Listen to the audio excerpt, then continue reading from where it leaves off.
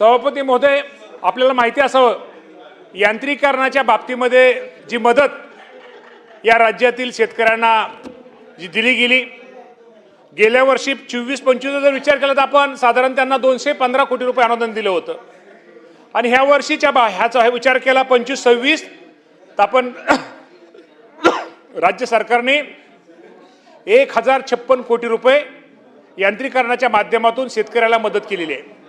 त्या बाबतीमध्ये निश्चित प्रकारे अजून त्यात काय गोष्टी अजून आहेत। आपल्याला माहिती आहे की पूर्वी यांत्रिकीकरणाची लॉटरी पद्धत असायची, पण आता फर्स्ट कम फर्स्ट आपण याप्रमाणे हे केलेलं आहे, त्यामुळे निश्चित प्रकारे या राज्यातल्या खूप शेतकऱ्यांना त्याचा फायदा झालेला आहे। अजूनही शेतकऱ्यांचं पेंडिंग काय विषय त्या बाबतीमध्ये निश्चित शासन या बाबतीमध्ये आम्ही निश्चित त्याचा मार्गी लावू। दुसरं, प्रधानमंत्री पीक विम्याच्या बाबतीमध्ये मला वाटतं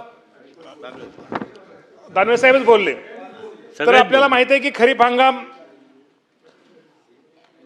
प्रधानमंत्री पीक विम्यामध्ये साधारणतः 14 पिकांचा समावेश असतो आणि रब्बीचा 6 पिकांचा, साधारणतः खरीप हंगाम 2025 करता एकूण 2407 कोटी रुपयाचा विमा हप्ता आपण भरला होता।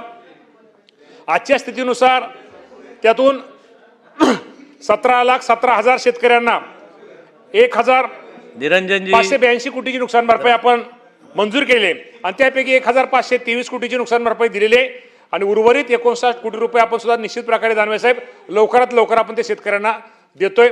आणि या बाबतीमध्ये काय अडचणी 100% सभापती महोदय आहेत, या बाबतीमध्ये शेतकऱ्यांच्या अडचणी आहेत, त्या बाबतीमध्ये आमचा कृषी विभाग, त्या जिल्ह्यातले कलेक्टर या बाबतीमध्ये अजूनही काय मार्ग काढतात तो करण्याचा प्रयत्न निश्चित प्रकारे आम्ही करतोय। मी मगाशी अनेक जणांचं बच्चूभाऊंचं ऐकत होतो। बच्चूभाऊ, आपल्या सगळ्यांना माहिती आहे की हे सरकार, या राज्याचे मुख्यमंत्री, दोन्ही उपमुख्यमंत्री आणि आपण सगळेजण शेतकऱ्याची मुलं आहोत आणि शेवटी शेतकऱ्याची मुलं असल्यानंतर शेतकऱ्याचं हित, शेतकऱ्याला मदत, शेतकऱ्याला सहकार्य करण्याची भूमिका शेवटी आपली सगळ्यांची आहे। मगाशी आता बाबासाहेब पाटील आमचे सहकार मंत्री आहेत। खरं तर बच्चूभाऊ, या राज्यामध्ये एक फार मोठी घोषणा, फार मोठी कर्जमाफी या राज्याचे मुख्यमंत्री देवेंद्र फडणवीस साहेब असतील, एकनाथजी शिंदे साहेब असतील, सुनेत्रा पवार असतील, एक मिनिट मी तेच सांगतो तुम्हाला बच्चूभाऊ, तुमच्यासाठी सांगतोय, बच्चूभाऊ असतील, बच्चूभाऊ आपण त्या मीटिंगला सह्याद्रीला होता, कैलासवासी अजितदादा पवार साहेब आज आपल्यामध्ये नाही आहेत, परंतु अजितदादाने आपल्या ह्या शेतकऱ्यांच्या संघटना आपल्या सगळ्यांची आपण चर्चा केली आणि चर्चा केल्यानंतर एक कुठेतरी शेतकऱ्यांना मदत केली पाहिजे, कुठेतरी शेतकऱ्याला सहकार्य केलं पाहिजे आणि राज्याच्या मुख्यमंत्र्यांनी जाहीर केलं होतं, दरेकर साहेब, राज्याच्या मुख्यमंत्र्यांनी जाहीर केलं होतं की 30 जून पूर्वी या राज्यातील माझ्या शेतकऱ्यांची कर्जमाफी केली पाहिजे। एक चांगला निर्णय। आज राज्य सरकार, तुम्हाला माहिती आहे की अनेक अडचणी आहेत, या अडचणीच्या काळामध्ये सुद्धा एक शेतकऱ्याला मदत केली पाहिजे भावनेनं या राज्य सरकारच्या मुख्यमंत्री आणि सगळ्यांनी मदत केलेली आहे। आपल्याला माहिती आहे MSCBचा आपल्याला बच्चूभाऊ माहिती आहे की काय होतं की विनाकारण आपला मॅसेज कुठेतरी चुकीत जातो।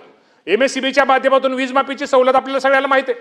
आज 28,000 2 वर्षामध्ये या राज्य सरकारने साधारणतः 32,000 कोटीच्या आसपास ही मदत ही माझ्या शेतकऱ्यांना केली आहे। मी सगळ्याच विभागाच्या माध्यमातून हे राज्य सरकार हे माझ्या शेतकऱ्याला मदत, शेवटी आम्ही नेहमी म्हणतो की बच्चूभाऊ ठीक आहे, अडचणी आहेत, प्रश्न आहेत, पण यातनं चर्चेतनं मार्ग काढला पाहिजे आणि जे काम चांगलं करतोय, जे सरकार चांगलं काम करतंय, जे त्याचं अभिनंदन आपण केलंच पाहिजे। तुमचा एक मिनिट, तुमचा प्रश्न मला बोलू द्या ना, बच्चूभाऊ मला बोलू द्या ना, एक मिनिट मला बोलू द्या ना बच्चूभाऊ, मला बोललं पाहिजे, एक मिनिट बच्चूभाऊ की अभिनंदन, बच्चूभाऊ मला बोललं पाहिजे ना, असं नाही सहकार मंत्री देतील ना, तुम्ही ते सहकार मंत्री देतील उत्तर, मंत्री महोदय माझ्याकडे मंत्री महोदय एक मिनिट, त्यामुळं निश्चित प्रकारे सहकार मंत्री पण त्याचं उत्तर देतील, परंतु निश्चित प्रकारे हे सरकार हे शेतकऱ्यांच्या हिताचा निर्णय घेणारं सरकार आहे आणि सगळी हे मंत्री जरी असले आम्ही पण शेतकऱ्यांची मुलं आहोत, तेव्हा शेतकऱ्यांचं दुःख आम्हा सर्वांना माहिती आहे।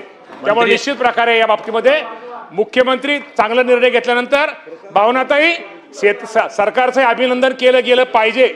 शेवटी आम्हाला पण काम करणाऱ्या माणसाला उमेद वाटते, त्यामुळे निश्चित प्रकारे ह्या ज्या गोष्टी, ज्या बाबतीत ज्या सूचना सदस्यांनी मांडल्या याची नोंद घेऊन त्यामध्ये निश्चित प्रकारे मदत केली जाईल।